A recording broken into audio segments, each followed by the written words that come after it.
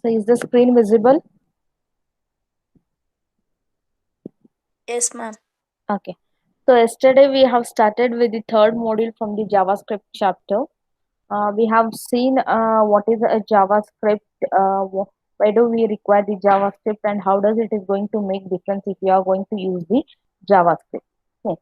So continuing with the further concepts, there is a concept known as a graceful degradation and the progressive enhancement. Okay. So it is not something like you totally do not know or you will not understand it. Only terminology has been given for you as a developer to just to tell you what is meant by the graceful degradation and the progressive enhancement. Okay. So even though it is a common sense of the concept, I tell it as this concept to be considered as a common sense from the developer side. Okay, no need to study this as a separate concept from the chapter.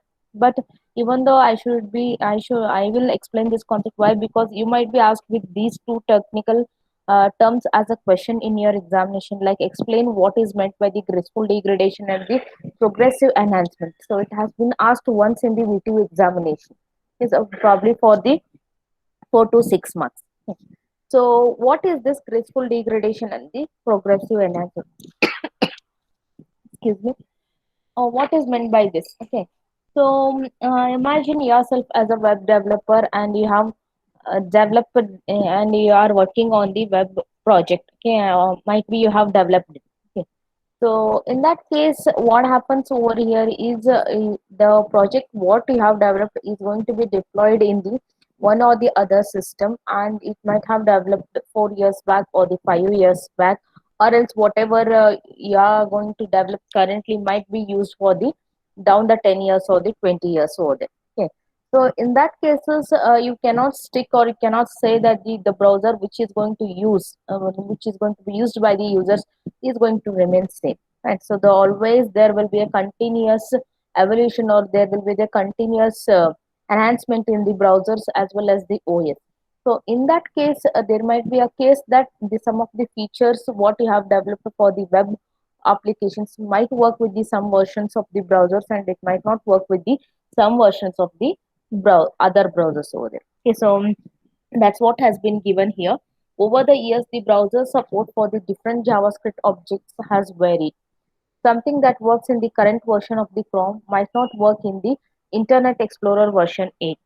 So something that works in the desktop browser might not work in a mobile browser. So this is a little variation that needs to be taken care by you as a developer. So in order to handle with these kind of the scenarios, it has been proposed in a two strategies known as the graceful degradation and the progressive enhancement. Okay. So for that, it would be better if I explain directly with these examples itself. Okay, so that will make you more clear regarding the what is meant by the progressive enhancement and what is meant by the graceful degradation here. Okay. So enhancement, everyone know about the enhancement, isn't it? So enhancement is something where you are going to modify or make it to the most recent version. Suppose if you have developed the any web application which you have developed it 5 years back or the 10 years back, which might be using currently even by the user. So in that case, it's your duty as a web developer or for the maintenance, you need to always take care of the enhancement. That is modifying it to make it for the recent applications of the JavaScript or the HTML over there. So that is said to be as the progressive enhancement. So you can see here with this figure. So this consider this as the base project or the one you have developed earlier. Okay. So in which you might be having an input to be taken by the user to read some numeric value, that is in terms of the rating over there. So I hope these two figures are visible to you people. Yes. Yes, ma'am. Yes, ma'am. Okay. So in this case, in this figure, you can see here, you have the numbers to be read in this way, 1, 2, and 3. And to move to the next numbers, you can see here, below that you have the some options to go previous numbers. And if you click on the next, it is going to get you into the further numbers over there. So this is the one way that you have created earlier. And for reading the color, if you are willing to take a color from the user as an input, in that case probably you will be providing the hexadecimal notation as a value to read the number color over there, right? So in this case, the user has to knows the hexadecimal notation of the each color in order to give the any particular color as the input here. Okay. So in the next case, you can see here, even for the some other purpose, you might be interested in reading a input, that is the number from the 0 to 9 here. So where you are going to explicitly type, the user is going to type through the keyboard. And even in this case, date, you can see here, you don't have the any calendar to be displayed. Instead, manually the user has to type the month, date and the year here. So this is what is done earlier. This is because the browsers supported only these kinds of the features at that time. But nowadays the browsers has been revised, the browsers has been enhanced, where you can modify the earlier projects to make it to get used by the latest versions of the browsers and the features by the browser. So how to do that? So you already have the project, you need to get modified with the same things, but with a modular input that can be taken here. So that is said to be as the maintenance, or that is said to be as the enhancement that you are going to do. Okay. So it's not like that every day you are going to do it.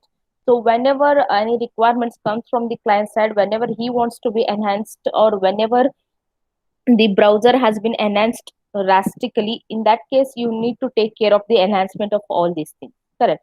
So you can see here what is enhancement. The earlier it took the input in this way. In the next version, you can see here the same number has been given here, but instead of the previous or next, you can see here the arrow marks has been given just to move to the next numbers here. Okay.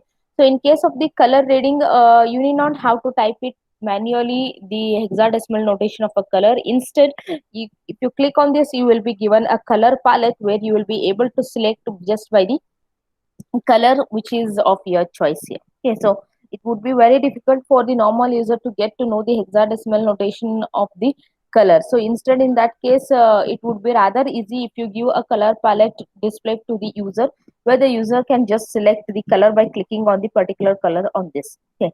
So similarly, you can see to the volume, instead of typing it manually, you can just give it in a range form, where the user will be able to scroll this bar just to give the input. And in the meanwhile, even for the date also, the much easier way is to display the calendar for the user to select a particular date from the calendar. Instead of typing it individually, the month, date and the year, he can just select a particular date from the calendar. So revising from the basic version what has been developed earlier to the latest version, just to get supported by the latest features supported by the browsers, is said to be as the progressive enhancement. So it is just the name itself tells the progressive, in the sense gradually. You cannot say that you are going to drastically change everything. So gradually, if you are able to adapt the things according to the changes done by the browsers as well as the HTML and the JavaScript, you can go for changing from the basic version to the latest version, which is said to be as the progressive enhancement here. Okay. So you might be in a question like, why the graceful degradation? So with exactly the contrast to this progressive enhancement, the another concept has been introduced here is the graceful degradation, in which you are going to just make the change. Suppose if you have currently developed the any project, so if you are start developing the project nowadays, you will be having a habit of using the all the features that is being supported currently by the browsers over there. Okay. So in that case, you will be having a habit of using all the latest features supported by the browsers. So in that case, can you tell me why there comes a scenario where you need to degrade the project that you have worked? Degrade in the sense, you need to get reduced from the latest versions to the older versions over there. So why such situation arises, or else when do you say that you can experience these kind of these situations in which you need to get degraded from the latest versions to the older versions? Do you really feel that you will come across these such situations, or do you really sense that these kind of situations are going to arise when you are going to work as a web developer? You understood the concept, right? So graceful degradation is nothing but reducing from the current or the latest version to the older versions. You can just understand it is exactly reverse what we have discussed in the progressive enhancement. Okay, so can my just question to you is, does these situations really arise? Does these kind of situations really arise?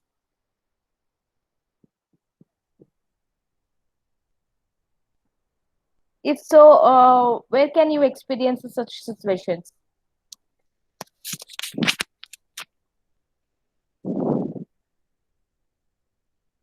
No idea?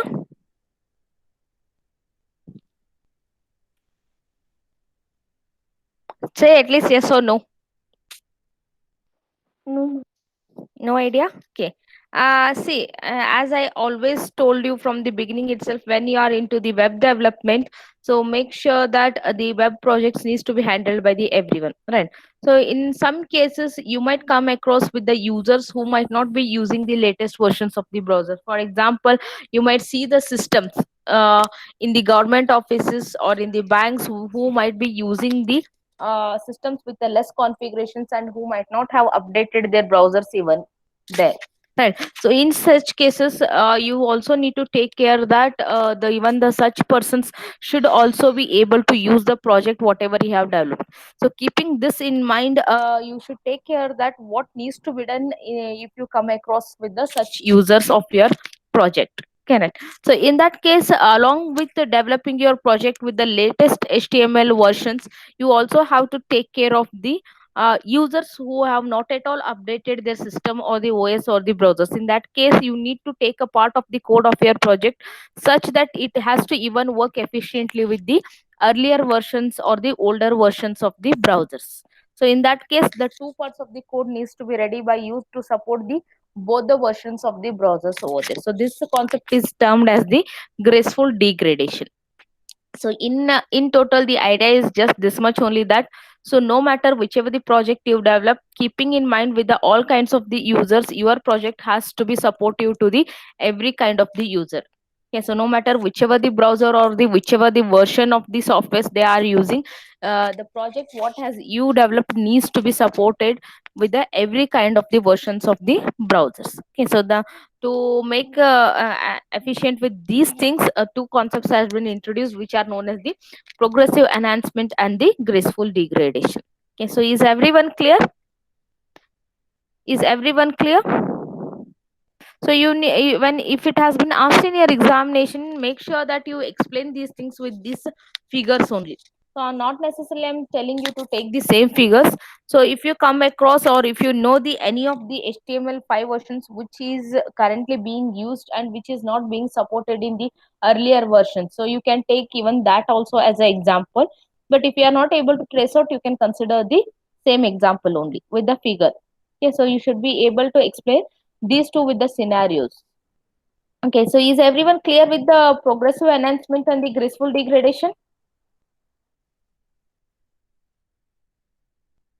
Say at least yes or no. Yes, Yes, ma'am. ma'am. Okay. Yes, ma'am. So the next one is where does the JavaScript go? That means where you need to include it in your coding part. Okay, so in which part of the HTML code you can start writing the JavaScript. Okay, just like the CSS, again you can include or start writing the JavaScript in the three levels. That is inline level, embedded level, and the external level. So the idea behind these three levels is exactly same as how we did it for the CSS. Right? So inline in the sense you can directly include the JavaScript part into the HTML element itself. So just like in this example, don't worry about these meaning of the examples. We'll get into this once we continue with the further concepts. Okay. So right now you just understand the different levels where you can include the JavaScript part of the code into the HTML. Okay, so you can see here if you say it as an inline level, you can see here within the anchor element, within this itself, you have used the JavaScript part of the code as a JavaScript open window. So which tells that the open window function from the JavaScript needs to be executed. And along with that, you can also see here that within the input function, you have used the one of the JavaScript method alert to display something as a pop-up box. So in this case, you can see here both these of the part of the JavaScript has been used within the elements itself. So if you are going to use the JavaScript in this way, it is said to be as the inline. So inline, the meaning of the inline, embedded or the external is going to be exactly the same how we have studied it in the CSS. Okay. So coming to the embedded within the head section. So as we did with the style element over there for defining the CSS within the head section, Even the JavaScript can also be included within the head section by using the script as an element. So whenever you are writing the JavaScript within the head section, it has to begin with the script element, and the type attribute should have the value as a text bar JavaScript, followed by the JavaScript part of the code. And once you have completed writing all the JavaScript code, it has to end with the closing element of the script. Correct. So these two together, this set together has to be included within the head section, which is said to be as the embedded JavaScript. Okay.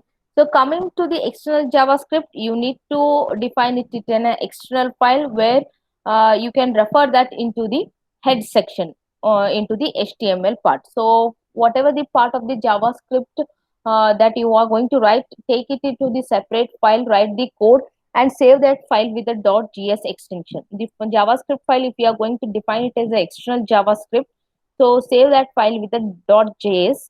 And how to link that to the HTML part, within the HTML part, and that too within the head section, you need to take it as a script. Type is equal to text bar JavaScript, and one more attribute is required here to link to the JavaScript file. So source is a attribute src, which should have the value of the path of that file. So if you have created that file within the same folder, you can directly take only the name of the JavaScript file. Suppose if it is in any other folder, you should take the complete path of that file here. Okay. So once you have defined this, you need to immediately close that element. You need not have to include anything. So whatever you have written in this file, that is going to be applied to this HTML file. So this part, what has been given here. So this is the part of the HTML to link to the JavaScript. So external in the sense, you are going to create this greeting.js file as a separate file itself, which needs to be saved as a with the extension as a .js. Okay. So to this question, to this concept, the question that might be asked is, explain the different locations of the JavaScript, or else the different levels of the JavaScript. In that, you need to explain there are the three levels: inline, embedded, and external, along with the syntax and the example here. Okay. So coming to the syntax, in the sense here in this entire concept of the syntax of JavaScript, we are going to discuss the briefly about the different programming concepts that you can use into the JavaScript. Okay. So it's not like that you are going to study the entire new concepts of the programming. Instead, or the programming concept that you have come across with the other programming languages, the same thing we are going to discuss here, but we are going to quickly rush into the things that how these are going to be used. I'm not going to explain in detail like what is variables, or the what is assignment, what are the conditional statements, or the loops, or the arrays. Instead, I'll just go on explaining that how you can use these variables, and how you need to use what is the syntax. Will that be okay? Because assuming or hoping that you have already studied the meaning of all these things in the other programming languages, right? So you have studied the 3 to 4 programming languages till now, so you are very well versed with what is meant by the variables, or the assignment, or the conditional statements, isn't it? So will it be okay if I just only discuss the syntax, or the way how it has to be used in the JavaScript, or do I need to explain everything in detail, like what is meant by the variables and all? So I have assumed that you know already about these things in detail itself. So no need to explain with the theory, like what is it is going to be in your syllabus. Also, you have only the only information regarding how they have to be used in the JavaScript. Okay. So will it be okay if I discuss only with respect to how it has to be used? Yes, ma'am. Okay. Yes, ma'am. Okay. So before that, we'll just quickly go through the few things that you need to take care whenever you are writing the JavaScript in your HTML. Okay. So JavaScript, it is always termed it as a object oriented, but even though it is termed as a object oriented platform, it is not going to fully support the all the features of the object oriented. Okay. So it is a partial, if you, it is as good as considering that it is a partial platform which supports the object oriented. So as a part of the object oriented concepts, you are very much familiar with the polymorphism and the inheritance properties, right? So both these polymorphism as well as the inheritance is not being supported by the JavaScript. Okay.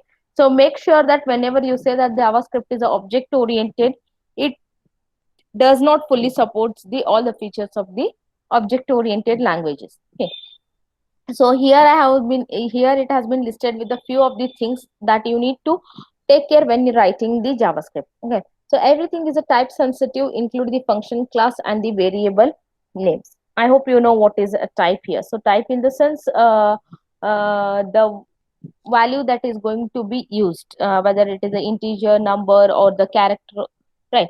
So that is the type sensitive here. Okay, so as with the other programming languages, Java is also the type sensitive here. Okay, the scope of the variables in the blocks is not supported. That means you might have studied in Java saying that the if you are going to define the any variables within a sub function or the blocks, the life of that or the scope of that variable is only within that. That means the scope is local with respect to that block of the code. So but that is not true with this javascript. Suppose if you have the any variables that you have declared within the some set of the block of the statements, that variables can be accessed outside the block as well. Okay, so there is a triple equal to operator which tests not only for the equality but the type equivalence. Okay, so equal to and double equal to operator, it is being used to check whether the two values are equal or not. Triple equal to operator here, it is used for checking not only with respect to the values, it is also going to check with respect to even the type also. Okay, so we'll see in further slides what is the difference with this triple equal to operator here. Okay. So the null and undefined are two distinctly different states of the variables. In some of the programming languages, these are considered as the same, but here in JavaScript, these two are the different states of the variable here. So not necessarily semicolons are required for the executable statements, but even if you use it, it is acceptable. Okay, so that means if you miss it, you are not going to get an error. But if you use, it is supported and it is even encouraged also. Okay, so there is no integer type. So there is no separate data type as an integer. You have the only number as a type, which is going to consist the floating point round and which also includes the floating point. Okay. So variables, regarding the variables in the JavaScript are dynamically typed. In the sense, you need not have to define the type of a variable prior you use that variable. Okay, so you can declare just the variable name and you can use that variable name to use the different types of the values at the different locations. For example, you might have the variable x declared and you can use the at same x to store the number at one time, and you can replace that number with the string or the character at the other locations of the code. So that's why it is said to be as the dynamically typed. So you need to understand if you have been asked like in the examination, justify why the variables in the JavaScript are dynamically typed just for the 2 to 4 marks. So in that case, you should be in a position to tell, or you should be in a explanation to tell why the variables in the JavaScript are considered as the dynamically typed. Okay, so as I told you that I think in Python also you are not going to declare the any variables with respect to the type, isn't it? So in the same way here also you are not going to declare the anything with respect to the type. You are just going to declare a variable, and the same variables can be used directly to store the any kind of the values. Okay. So assignment can happen at the declaration type by appending the value to the declaration or at the runtime. So whenever you declare the any variable, not necessarily you need to assign a value at that time itself. You can just declare a variable and you can assign it at the time of using. So both are acceptable. You can assign the value at the time of the declaration, or else you can use that variable just for the declaration and you can later assign the value at the some other location of the code. Okay, so these are the few examples how you can use the variables in the JavaScript. So the keyword that is used that is required for creating the variable in the JavaScript is var. So instead of completely variable, the keyword that is required here is only var, followed by the name of the variable and followed by the semicolon. Not necessarily, but encouraged. Right. So here this is said to be as the x as a variable. You need not have to specify the type here. So you can see here the type has been not mentioned. That's why it is considered as the dynamically typed. The variable is a dynamically typed in the JavaScript. Okay. So in the next, you can see here the y has been you can also declare the variable along with the assignment here. So this is an example to say that you can declare the variable along with the assignment just in exactly the same way. Variable space name of the variable equal to the value what you want to assign here. Fine. So there may be a case that you can just declare the variable and you can assign it later also. Okay. So this is another example just to tell you that you can use this in this way also. Okay. So you can see here x is equal to y is equal to 4. Okay. So just tell me what kind of value will be stored in this variable x here.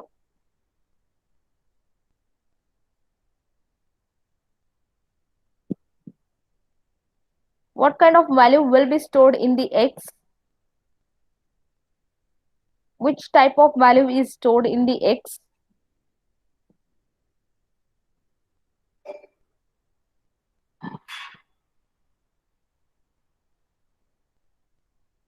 Which type of value will be stored in the x? Here is an assignment into which you are checking for some condition as whether y is equal to 4. So putting with the question mark. So what does this is going to give you as a result? This will yield the result either as a true or false, isn't it? So true and false are of which type of data? Boolean. Boolean, right? So that Yes, means ma'am. here the x variable is considered as the Boolean type. So just to demonstrate you that any kind of value you can store into the variable whatever you have discussed declared here. So not necessarily to store only one kind of the value in it. So you can store it with the any kind of the value, right? So follow to that y is 4 included in the double quotation, which tells that it is the string, but it is going to be considered as a again conditional operator here since it is checking for whether the y is 4. Okay, so followed by similarly y is not 4, which is value is going to be true if it is false over there. Okay. So this is how you can use the variables and you can assign the variables in the JavaScript. So the few comparison operators has been given here, which you already know it. So I need not have to explain it in detail over here, but I'll just try to explain this operator, so which might be confusing for few of you. So rest of the operators are familiar to you, isn't it so? So or else do have to explain everything here. Double equal to checks for whether the values are equal or not. Triple equal to is going to check with respect to the type as well. And here lesser than symbol, greater than symbol, less than or equal to, greater than or equal to, not equal to, not double equal to. Okay, so let's see equal to symbols here. See, all these examples are with respect to the x is equal to 9 here. So matches against the whether the value x is equal to 9 here. Okay, so you can see here these two examples when you use with the double equal to operator, x is equal to 9, so is true. Why the x value is 9 here?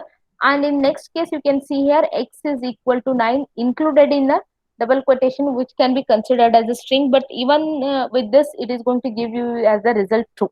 So avoiding the string value here, it is going to fetch the value within that which is made comparison, so for which you are going to get the true as a result. So that means here the type of the value has been ignored, so only the value within that type is considered, for which you will get the result as a true here. So if you want this to be considered, where you want the even the type also needs to be matched, because if you say it as a x is equal to 9, it is a number, and if you say that x is equal to 9 within the double quotation, it is a string, though it is a number only, but it is considered as a type as a string here. So if you want to even make the comparison along with the type, you need to go for using the triple equal to here. So you can see here x triple is equal to 9 within the double quotation, for which you will get the result as a false.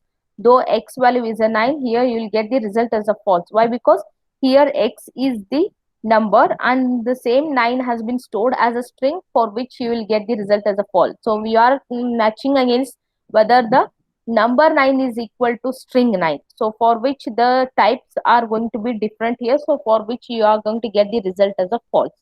So in the second case you can see here you are checking the type number is equal to again the number 9 here, so for which you will get the result as a true. So the rest of the examples are exactly going to work with the less than or the greater than symbol here. So again at the last case where you can see the not double equal to, I think it is also going to make the same purpose here. Whether the x is not equal to string 9, yes it is true. X is not equal to number 9, it is a false. Why? Because here it is a number 9 itself. That means not double equal to is also going to make the comparison by considering the type value here. Is everyone clear? Okay.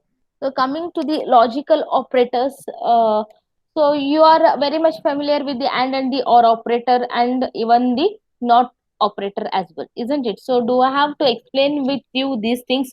So when these tables has been given, the truth tables has been given just to tell you that when you will get the result as a true in case of the and, when you will get the result as a true or false in case of the or and the not operator. So really you want me to explain these things? If yes, you can just quickly understand one thing here. In case of the and, the result is true only if the both the inputs are true. If the both the values are true, in that case the result is true. In the rest of the cases the result is false here. Okay. So in case of the or operator, if any one of the input is true, you are going to get the result as a true. You are going to get the result as a false only if the both the inputs are false here in case of the or. So in the not operator, you are going to get the exactly opposite result here. So if you are going to apply the not on any of the input, if it is a true, you will get it as a false, and if it is a false, you are going to get it as a true here. So I'm quickly rushing through these concepts, assuming that you already know these things. So just to get brush up with all these things, I am rushing it. So please let me know if you are not able to understand. If you feel that I'm going very fast over here. Okay, so every time I'll not wait for your response because you people do not have the habit of responding for the any kind of the questions, right? So assuming you already know these things, I am rushing. So if you feel I'm going too fast, or if you feel that you are not understanding somewhere, please stop me there itself. Okay. So coming to the conditional statements, as with the other programming languages, here also you have the if conditions and the else if conditions. Okay, so already you know how does these conditional statements work. So if the condition is going to be checked, if it is true, the followed body is going to be executed. If this is false, it is going to check for the else if part, and even if this is also false, it is directly going for the else. So you can always use only the if, you can always use only if else as a one part. You can also go for using the else if ladders also. So as many else if ladders you can build depending upon the requirement of your program here. Okay, so in how to be used, the keyword that is used in JavaScript is also if, and for the else if you have completely else followed by the space and the if, and followed by the within the parenthesis again condition. And if you have the ladders of the else if, make sure that the last part should always end with the only else block.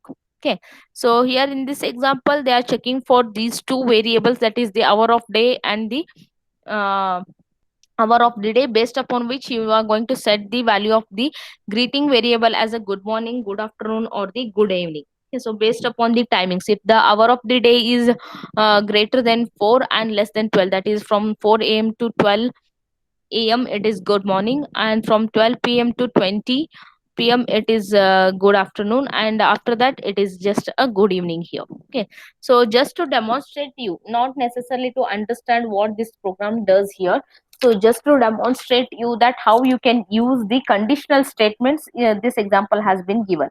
Okay, so what you need to understand, the keywords are if and the else if, and the set of the blocks of the code needs to be included within the flower braces here. So coming to the loop, in again in JavaScript, you have the while loop and the for loop here. Okay, so how to use the while loop? The keyword again here is while followed by the condition, and within the block of these statements, you are going to mention the block body of that while loop here. Okay, so how many times these iterations are going to be continued until and unless this condition fails here. That means this is going to be executed until and unless this condition fails, and once this condition gets fails, the loop is terminated and you are going to come out of the loop here. Okay, so coming to the for loop, the syntax is exactly same with the we have studied with the other programming languages here. So you don't have the any different syntax. So as far it is concerned with the Python, you had the different syntax, but you can relate these syntax exactly same with the Java or the even the C also, right? So you have the exactly the same syntax in the Java and the C. Okay. So for loop, in the for loop, you have the three parts to be included within the parenthesis: the declaration, the condition, and the increment or the decrement. Okay, so you can have the variable declaration directly within the for loop, or else you can declare that variable outside the for loop and you can initialize directly in the for loop. So both are acceptable.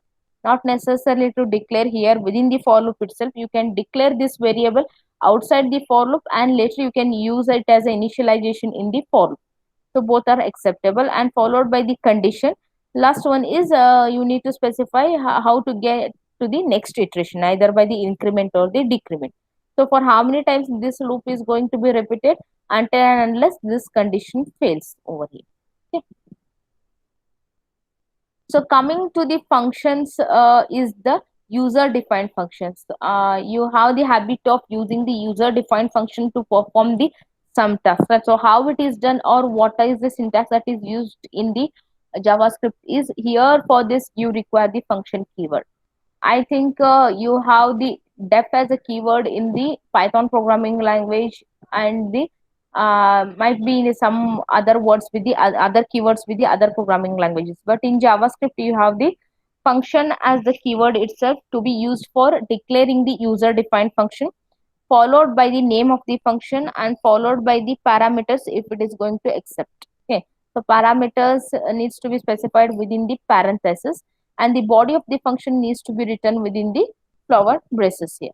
Okay, so here this is just an example to tell you that how you can define the user defined function, how you can write the user defined function here. Okay, so one thing that you need to remember here is the function keyword that is required, and here the name of the function.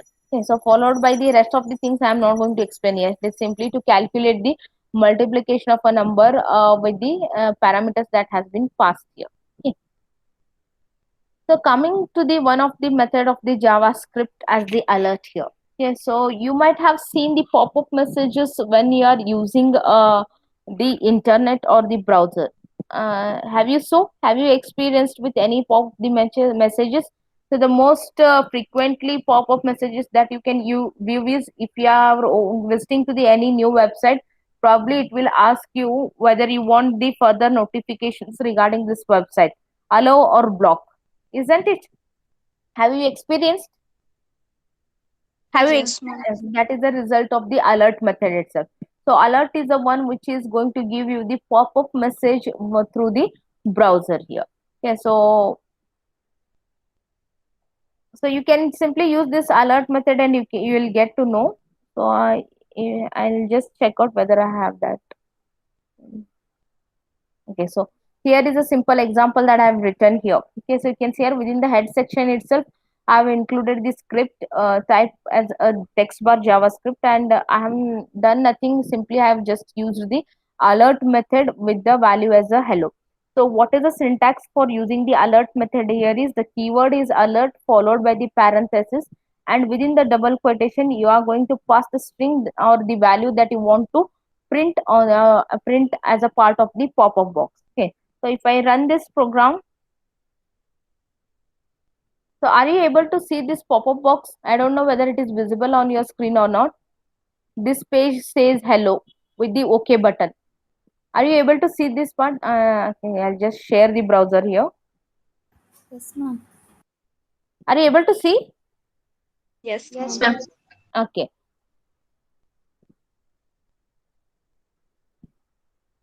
So this is the result of the alert method. So this is how you can use the alert method.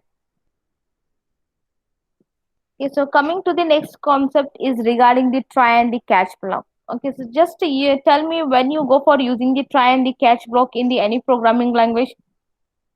Again, here it is not the new concept that we are going to discuss, which you have already used in the other programming languages as well. Okay, So just tell me when you can go for using the try and the catch block.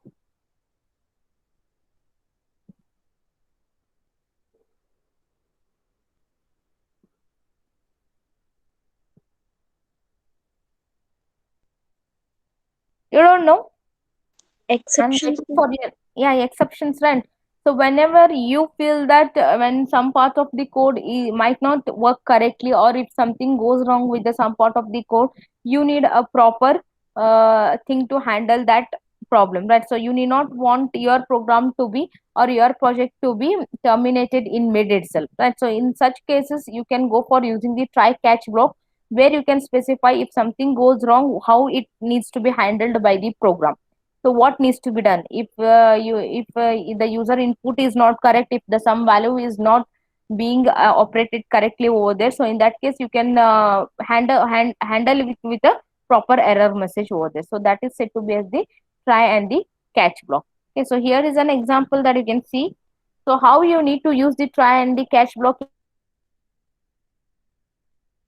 in the JavaScript is, the keyword that is used for the try is try only, and the keyword that is used for the catch is catch only. Right. So how to begin with the including the try block is with the flower brackets here. Right. So it has to begin with the flower brackets. Say, if you are very well versed with the Python, you might be having a habit of using the colon over there, isn't it?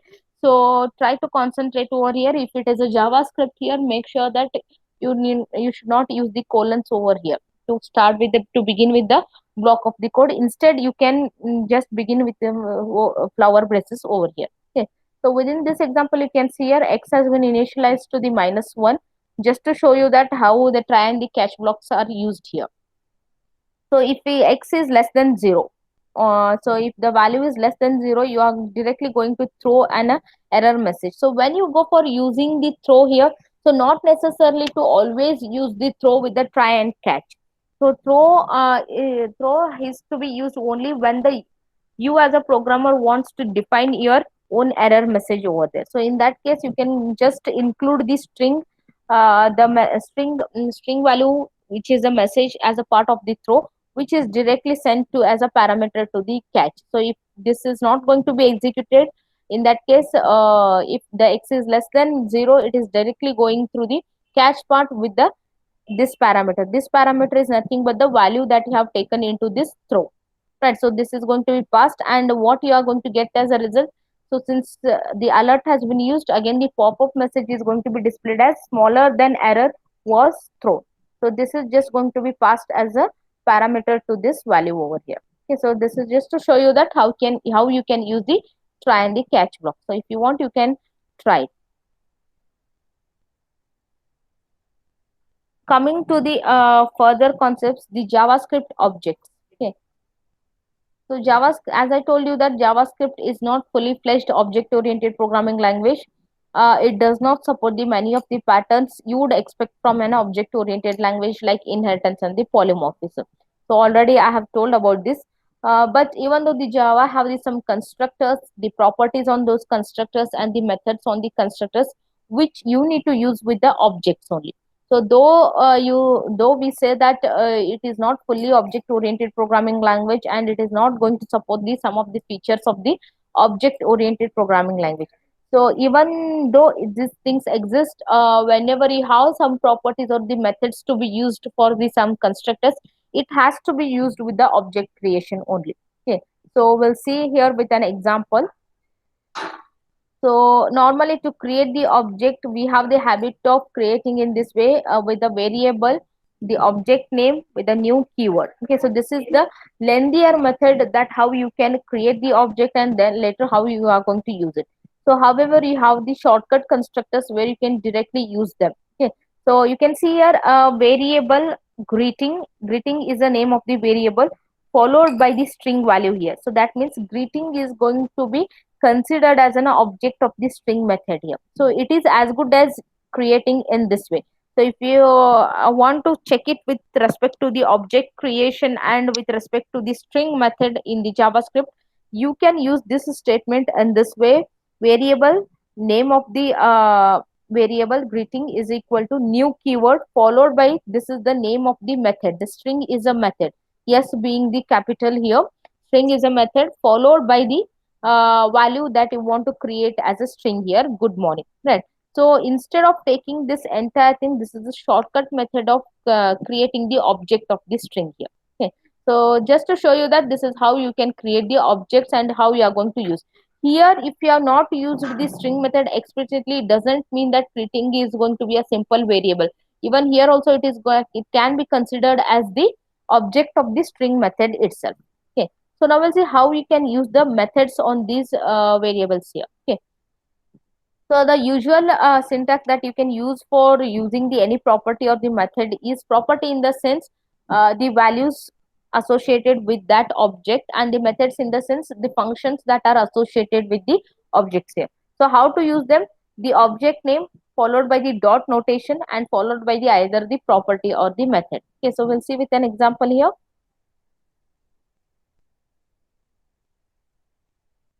Okay, so rest of the things we shall continue in the next class. So, however, it is not going to be completed within the 10 or 15 minutes. It may take another half an hour to discuss these things over here. Okay, so further things will continue in the next class. Okay, so wait for a while. I'll take the attendance.